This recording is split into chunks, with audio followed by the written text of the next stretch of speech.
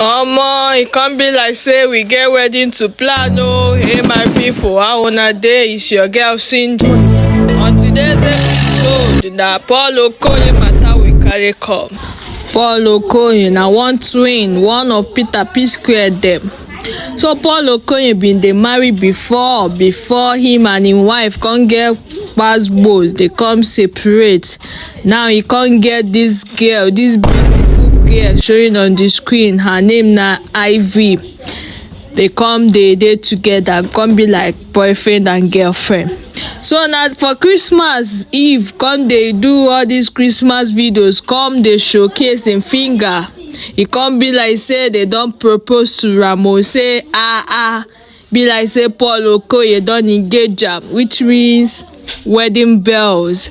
Omo, no be small thing. Aisha happy for them and I wish them luck if they get married tomorrow. But to me, I for prefer say they continue to be in the date, cause this marriage of 18, some people they work for them.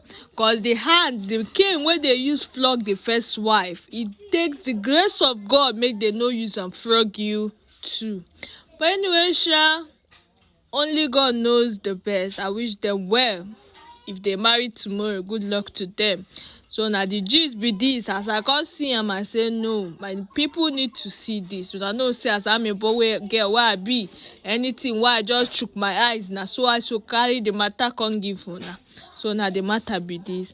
I want to now to congratulate them in advance. Even though he never showcase, we never know whether it be real, but make we shall congratulate them in advance.